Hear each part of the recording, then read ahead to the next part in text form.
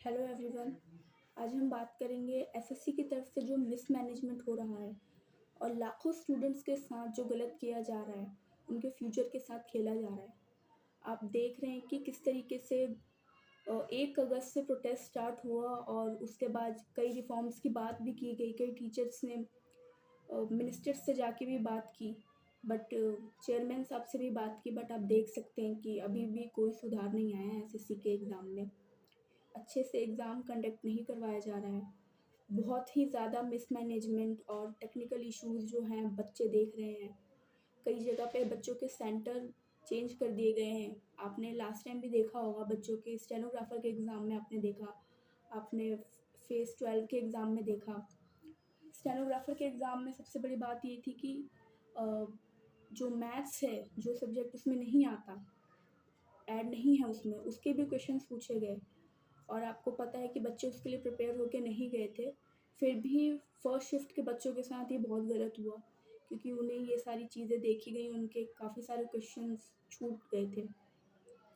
Overall paper तो सही आया था, बट मैथ्स के क्वेश्चन देख के बच्चे थोड़ा-सा परेशान हो गए थे और उसके बावजूद भी चेयरमैन की तरफ से ये कहा गया था कि आगे चीज़ें ठीक हो जाएँगी, आगे ऐसी एग्ज़ाम में किसी भी तरीके की मिसमैनेजमेंट नहीं होगी या कोई भी टेक्निकल इश्यू नहीं आएगा। बट आपने देखा कि 12 तारीख को जो एग्ज़ाम हुआ, उसमें किस तरीके की चीज़ें हुई हैं।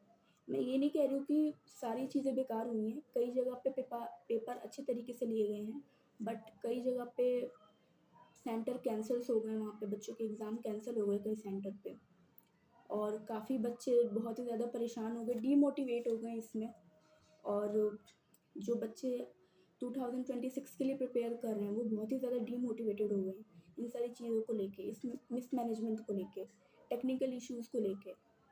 और मैं यही कहूँगी कि जल्द से जल्द इन चीज़ों पे बात होनी चाहिए और इन्हें बदलना चाहिए, क्योंकि सिर्फ़ ये कुछ बच्चों का सवाल नहीं है, ये देश के लाखों बच्चों का सवाल है, लाखों बच्चों के फ्यूचर का सवाल है।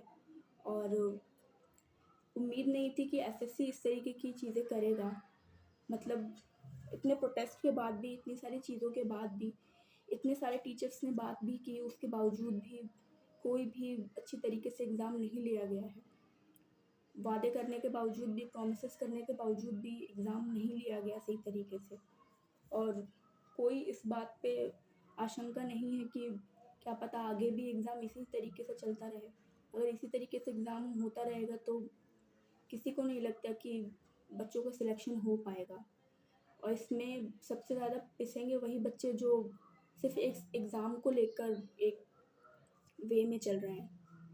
अगर उनके पास सिर्फ़ यही एग्ज़ाम का ऑप्शन है, तो वो बहुत ही ज़्यादा डीमोटिवेटेड होते जा रहे हैं इस एग्ज़ाम को लेकर, इस तरीके की चीज़ों को लेकर। प्रोटेस्ट करने के बावजूद भी, इतनी बातचीत होने के बावजूद भी कोई भी चेंजेस नहीं आ रहे हैं। थोड़ी बहुत टेक्निकल इश्यूज़ देखी जा रही हैं, बट सिर्फ़ ये कह देना कि थोड़ी बहुत चीज़ें हो रही हैं, ये काफ़ी नहीं है।